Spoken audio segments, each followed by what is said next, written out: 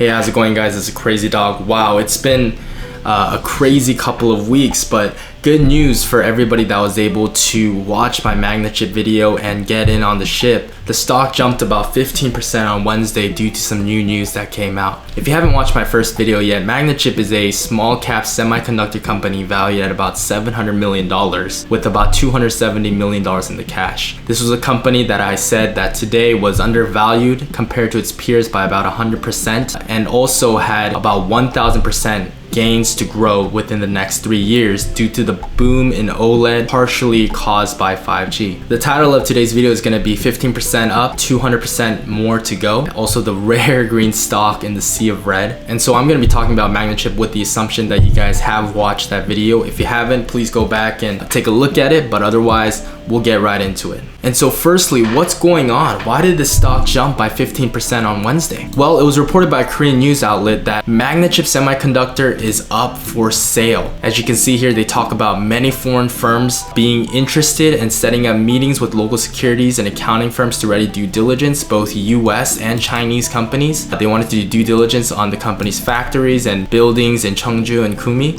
And considering the shortage of chips in the market, the deal value could go higher than expected. Now, according to this article, it indicates that Magnachip is currently in the third stage of the M&A process. I like to think about the M&A process in 6 main stages. The first stage is where we gauge each other's interests. I put myself out there, see if anybody would actually be willing to buy my company. Stage 2 is where I actually present to the interested parties who we are, what we have. Stage 3 is where the parties start coming in and start evaluating and doing their due diligence. Stage 4 is where term sheets and valuations are presented from prospective buyers. Stage 5 is where more due diligence and negotiation happens. Finally, stage 6 is when the deal actually closes. The fact that they're in the process of starting due diligence most likely means they're in the third stage of the M&A process, which means this has been going on for a little while. And so we understand that Magnachip is on the market, but what makes MX so valuable? As I mentioned in my first video, MX is valuable due to the growth in OLED, partially due to the boom in 5G. But one thing I didn't mention was their 200mm factory, which is located in Gumi. Now, unless you've been living under a rock, you guys all know that there's a global shortage in semiconductors, specifically in 200mm fabs or factories. We can see this article that talks about how Tesla shut down their Model 3 production line for 2 weeks, mainly due to chip shortages.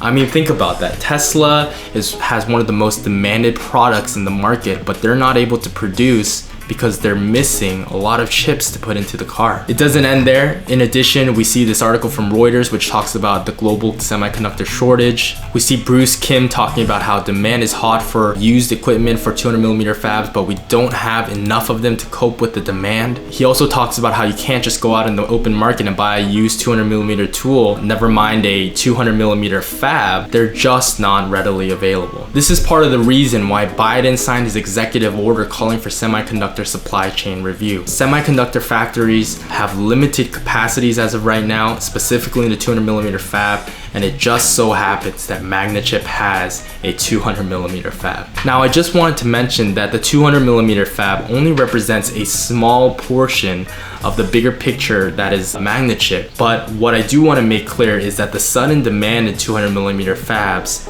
does put them in the right position at the right time, and so they can use that to leverage and ultimately get the best price that they're looking for. And so now that we know that Magnachip is on the market and we understand why it's valuable, what is Magnachip worth? Well, to look at their valuation, we're actually going to use a metric called EV over EBITDA. Now, just to recap for all of us, EV/EBITDA is a ratio that allows you to measure the financial performance of a firm without the influences of interest, taxes, depreciation, and amortization, which can be highly relative at times. Especially during the M&A process, you want to see how a company behaves independently of external variables. The reason I say those factors like interest and taxes can be highly subjective matters is because deeper pockets can mean better interest rates, more tax write-offs, etc. and etc. For example, Apple has a easier time getting good interest rates compared to Magnachip, but we shouldn't discount that from the price of Magnachip if Magnachip is going to become part of Apple. By the way, Magnachip is not going to become part of Apple. I don't see that ever happening. And so to use EV/EBITDA in another example, a ratio of 20 times EV/EBITDA means that for every EBITDA dollar, you're willing to pay $20 for that price. Another way to look at it would be an EV/EBITDA ratio of 20 is going to take about 20 years to get your money back, at least just on paper. And so let's dive into MX's EV/EBITDA numbers. There was two ways I calculated 2021's EBITDA numbers. One was what I call a growth run rate. So what I did was I took MX's internal numbers on what they expect to grow by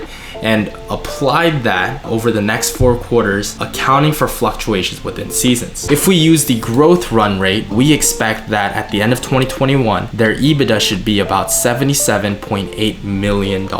I also wanted to look at a more conservative estimate, so I created something called a historical run rate. What I did in that situation was I took the Q4 EBITDA and I applied that over the next 4 quarters, accounting for fluctuations within the season without the expectation of growth. In that situation, we get a 2021 EBITDA of about $66.659 million. And so we put the enterprise value over EBITDA, and if we use a growth run rate, we get about 6.188.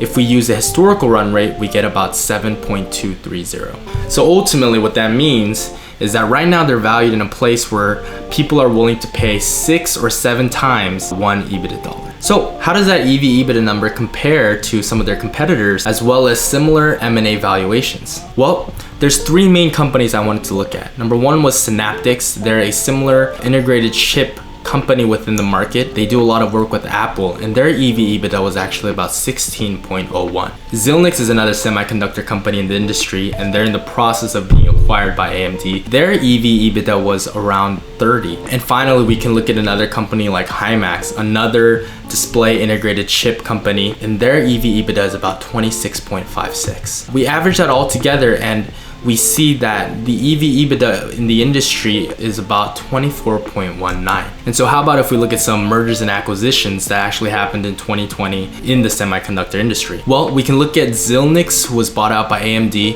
Again, we just talked about them. The acquisition price was about $35 billion. But the AMD EV/EBITDA purchase multiple was about 36. And even if we look at the situation of Intel's memory division being sold off to SK Hynix, they were purchased at about $9 billion. And I estimated that their EV/EBITDA is about 22.87. Altogether, that would give us an average EV/EBITDA multiple of about 29.75. So if we look at their comparables, they're being traded at about 24 times EV/EBITDA. We look at the mergers and acquisitions, it's about 29. And again, just to go back, Magnachip is being traded at between 6 and 7 times EV/EBITDA. So in other words, they're very undervalued by about 3 to 4 times. And so now that we understand what its competitors and similar mergers and acquisitions are actually trading at, what is Magnachip's fair market price? And so to do this, I made 2 different types of outcomes, one based on the growth run rate that we talked about earlier, the other based on the historical run rate. If we look at the growth run rate, the EV/EBITDA number we're going to use is actually 16.93. What I did was I took the industry average and I applied something called a Korean discount. Now, I won't get into it too deeply, but a Korean discount is basically an economic term that means that Korean companies are usually valued 30% less than their foreign counterparts. And so if we apply that 30% discount, the ratio we see is about 16.93. If we put that into a multiple, that's 2.74. If we apply the 16.93 EV/EBITDA multiple to Magnachip's current situation, that will put them at a target price of about $58.84. This includes the $279 million in cash. Now, if an acquisition were to truly happen, most likely the $279 million wouldn't actually be carried over and instead would be emptied out in a dividend. And so we take out the dividend amount and their purchase price would actually be something near $51, which would give them a valuation of about $1.8 billion. We can take the same thing with the historical run rate. Again, we use the Korean discount to get 16.93. We use the EBITDA numbers based on the historical run rate, and we get a target price of $50.35. We take out the hypothetical dividend and That puts them at a target price of about $42.53. And this will put them at an acquisition price of about $1.5 billion. And I just want to emphasize, these are very conservative numbers. I think that it's possible that the numbers could go a lot higher, especially because of the crunch of the 200mm fabs and where Magnachip is heading. But the fair market target price for Magnachip is between $50.35 and $58.84. This would be an increase of over 200%. And so like I mentioned, the most likely outcome is that they're going to be sold between $1.5 and $1.8 billion, and then they're going to have a $7.82 dividend, and that's going to put the stock price right around pre-dividend between $50 and $58. And so now that you see my case of why the stock is only poised to go up, you must be wondering, what are others saying about this? Well, as I mentioned in the beginning,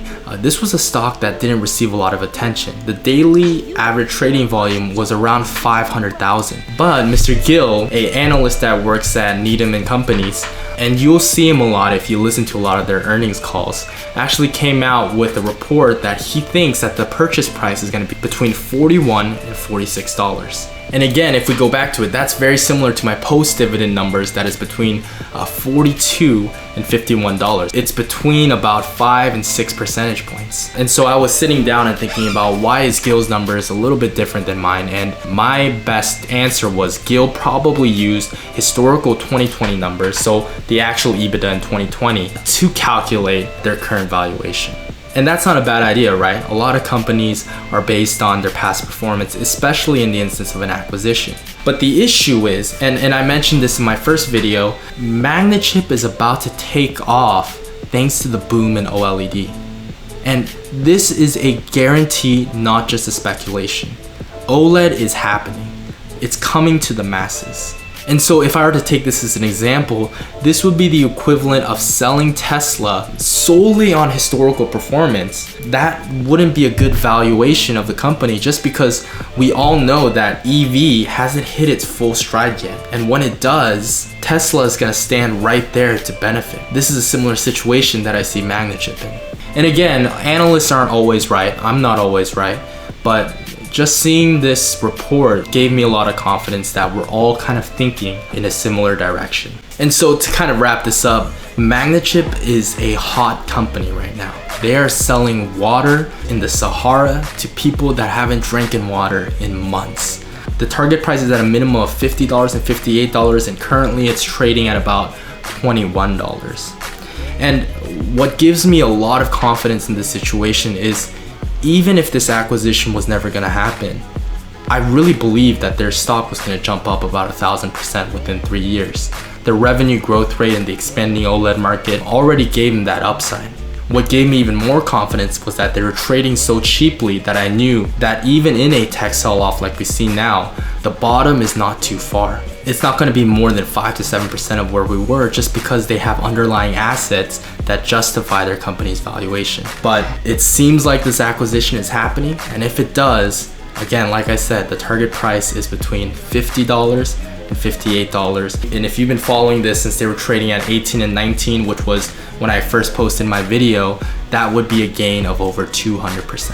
Thanks so much for watching, guys. Feel free to comment, like, and subscribe if you guys want to see much more videos. I also made a Twitter just because I feel like this thing's gonna be happening quickly. So if you guys want to interact with me that way, feel free to follow me, and I'll post any updates as Magnachip releases new information.